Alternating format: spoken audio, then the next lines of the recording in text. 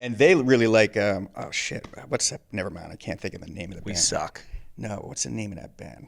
Oh, whatever. Butthole Surfers. I'm feeling like old school mixtape. That's all I need. Welcome to MMA Noise. I'm Mike Strzok along with Jared Watson from Dirty Heads. First of all, what brings you to New York City? This interview right here. I mean, normally I interview fighters, so it's interesting, and I'm excited to interview a musician for once since it's been a long couple of years in the Those UFC. guys have real jobs where they deserve to be celebrities. Yeah, these guys work their asses I off. just hang around. Speaking of celebrities, I heard you were on Matt Serra's show the other day. I was on Matt Serra's show. That was awesome. I'm a big fan, and he invited me to go roll and do some jiu-jitsu tomorrow before the show. But I have press, and I'm not going to be able to make it. And I swear that's not an excuse. I really would want to go do that. What's it like training out there in Irvine? It's great. The Timo Alma gym is killer, and Ian McCall has been really, really great and really helped me get through a very, very difficult time in my life. And I owe a lot of that to just training and MMA and kickboxing and just having some outlet and something to just kind of make you feel good, you know? And at the same time, get your ass kicked. And Ian's fighting soon. Yeah, and I'm glad he's fighting. He's been injury riddled as of late. Injury riddled, and then the last two opponents didn't make weight. Yeah, that's... Come on, guys. Come on.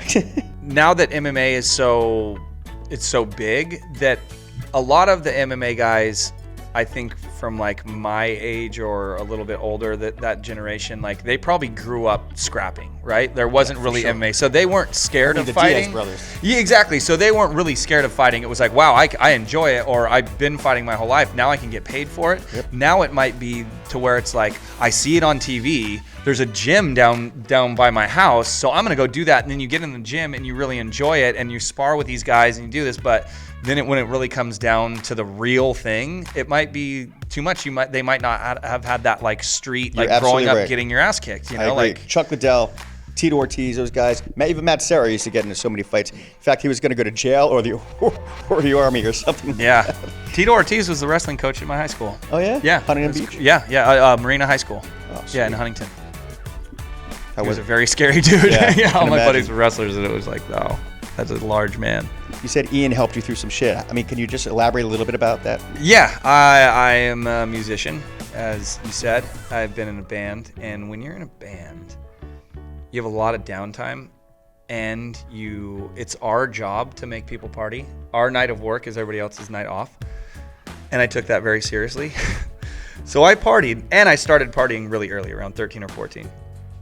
And so that eventually caught up to me, being in a band and alcoholic, addicted to pills, painkillers, purely just for the fun of it. Like it wasn't like I had some demons or some issues or a bad upbringing. You know, my parents were great. It was just that I was paid to party. Like that was my job, was to party. So I was gonna fucking do it.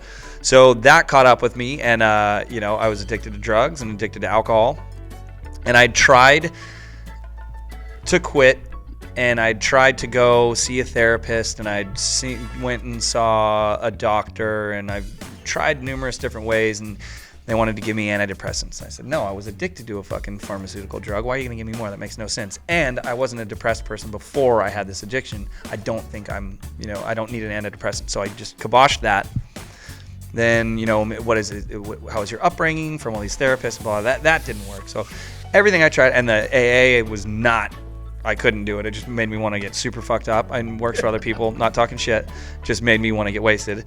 And I started reading about the brain, why my brain was so fucked up, and what I had done to it with the alcohol and the pills, and what I needed to do to repair it. And it kind of came down to these two things: working out and eating healthy. Ian heard that I was, getting sober. He was like, the gym totally helped me. You should come in and train.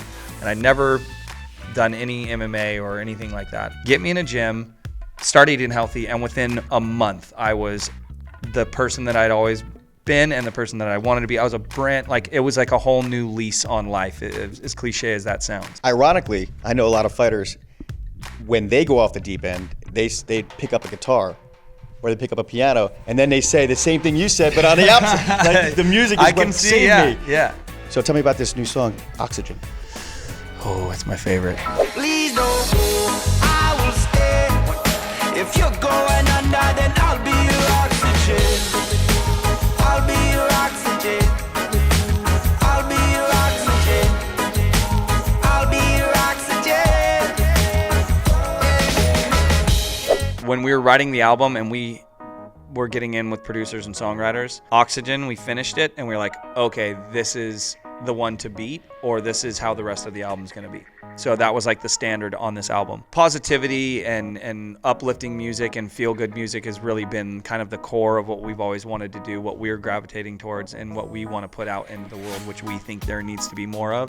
So this is just one of those songs where, you know, I was going through withdrawals, I was going through getting sober and things like that, and being in a darker place, it did, one of the good things about it gave me a shit ton of material to work with. You know, and it was just one of these songs that were kind of inspired by the Doors, and wanted to just kind of make this uplifting song but still have it be a little eerie and a little vibey, but have the song be vague enough to where people could take it for how they wanted it, rather than kind of hold their hand and guide them through what this is exactly what the song's about. It take it for what you want, you know. And I think that's the cool thing about music. You can write a song and it can be about one thing and somebody can hear it and it's about something totally different. Well, being from the West Coast, I mean, obviously Ray Manzarek probably inspired you. I'm sure you've got some Brian Wilson influence as well. Beach Boys? Yeah. Yeah. My parents really did a good job. I have to say, their vinyl collection is tits. What's up? This is Jared Watson from the Dirty Heads. You are watching MMA Noise. I'll be your